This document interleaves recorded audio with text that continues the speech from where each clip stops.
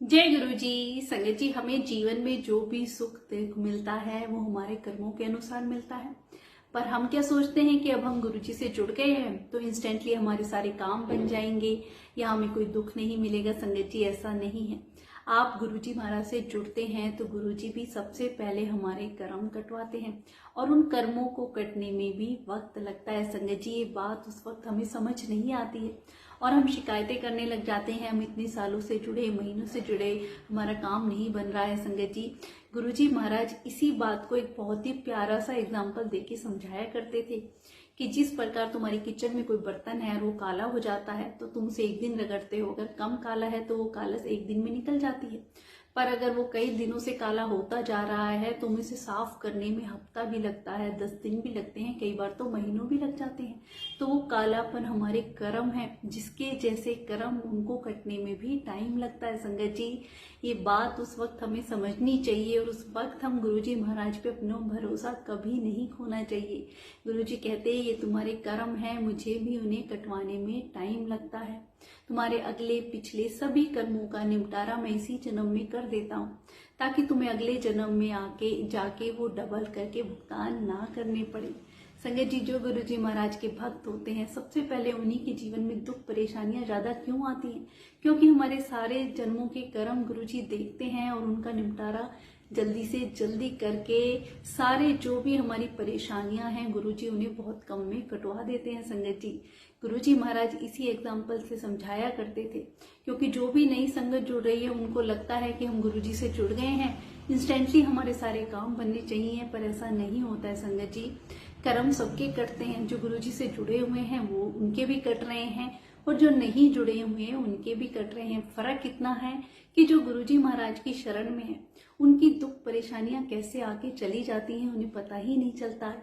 वो जीवन में हर दुख में भी खुश रहने लग जाते हैं और आनंद में जीवन बिताने लग जाते हैं। उन्हें वो जो सुख मिल जाता है वो कहीं भी और किसी दरबार में नहीं मिलता है। संगत जी, गुरुजी हमारे कर्म जरूर कटवाते हैं, पर एक चीज की माफी गुरुजी के दरबार में भी नहीं मिला करती थी। एक बहुत ही प्यारा सा सत्संग है संगत जी। एक संगत गुरुजी के दरबार में आती है तो गुरुजी उसे पूछते हैं 10 की प्रॉब्लम है तेनू।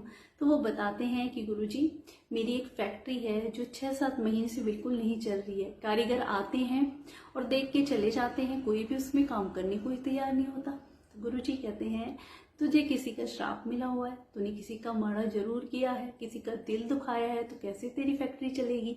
अब बता तूने क्या किया है? तो वो कहते नहीं गुरुजी, मैंने कभी किसी का कोई माड़ा काम नहीं किया, ना ही मैंने किसी का ऐसा कोई श्राप लिया है, ना दिल दुखाया है। वो मना कर देता है। गुरुजी कहते हैं चल बैठ जा, दूर जाके याद कर फिर बताना। थोड़ी देर बाद गुरुजी फिर बुलाते हैं, फिर पूछते हैं नहीं गुरुजी, मैंने किसी का बुरा नहीं किया। गुरुजी कहते हैं जा तू अब घर जा, 1 हफ्ते का टाइम मैं तुझे देता हूँ, सोच के आना, फिर बताना कि तेरे से क्या गलती हुई है। और संगत जी वो चला जाता है। 1 हफ्ते बाद फिर आता है, फिर गुरुजी उससे पूछते हैं याद आया? तो वो फिर मना कर देता है नहीं गुरुजी, मैंने तो कभी किसी का दिल नहीं दुखाया, कभी कुछ बुरा नहीं किया। गुरुजी कहते तू झूठ बोल रहा है, तू जब छोटा था तो पढ़ने में बिल्कुल भी तेरा मन नहीं था, तो तेरे बड़े भाई ने तुझे तरस करके अपनी फैक्ट्री में काम पे रख लिया। तू आवारागर्दी करता था, तेरा काम में भी ध्यान नहीं था। कुछ दिनों के बाद तेरे भाई की डेथ हो जाती है और तू धोखेबाजी से अपनी भाभी से पेपर पे साइन करवा लेता है और सारी फैक्ट्री का मालिक खुद बन जाता है। और उसी दिन से तेरी भाभी ने तुझे श्राप दिया है, इसलिए तेरी फैक्ट्री नहीं चल रही है।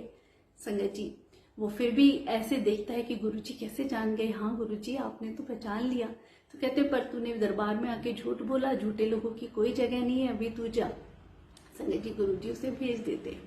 अब कुछ दिनों बाद फिर वो गुरुजी के दरबार में आता है तो गुरुजी कहते हैं कि तूने मांगी अपनी भाभी से माफी? गुरुजी के दरबार में संगत जी, जो भी अगर किसी ने श्राप दिया है या किसी का हमने दिल दुखाया है, जब तक वो हमें माफ ना कर दे हमें गुरुजी भी ब्लेस नहीं करते हैं। गुरुजी ने यही कहा कि जब तक तुझे तेरी भाभी माफ नहीं करेगी मेरे दरबार में भी तेरा कोई काम नहीं बनेगा।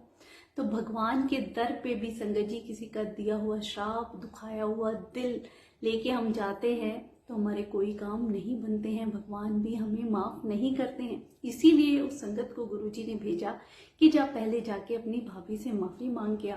फिर वो आता है तो कहता है हाँ गुरुजी, मैंने माफी मांग ली। गुरु जी देखते ही बोलते हैं 25% तूने प्रॉफिट दिया अपनी भाभी को और महीने गया ये एग्रीमेंट किया है।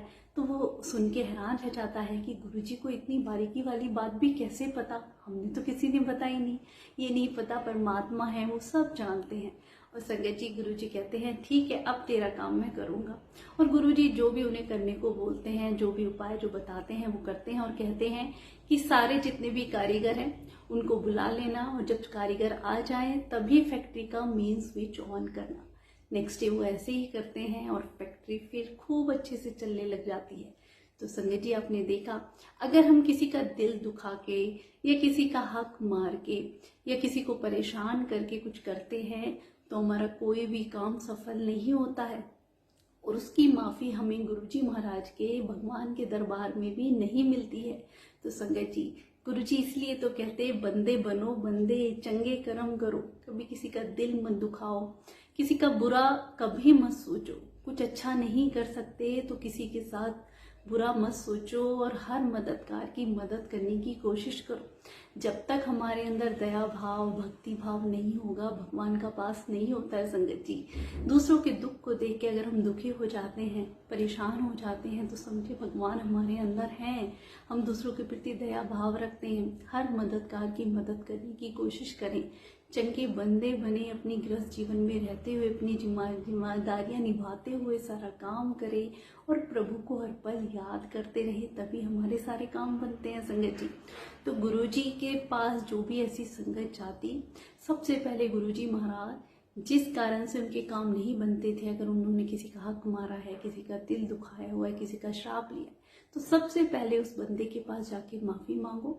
और बात भी सही है संगत जी, ऐसे ही अगर गुरुजी उन्हें माफी दे देते तो हर कोई ऐसे गलत काम करके गुरुजी के पास आता जाता और गुरुजी ब्लेस कर देते, पर नहीं, गुरुजी सबसे पहले उन्हें उसी बंदे से माफी मंगवाते फिर उन्हें ब्लेस करते। तो ऐसे हमारे गुरुजी महाराज, अनंतम अनंतम शुक्राना गुरु।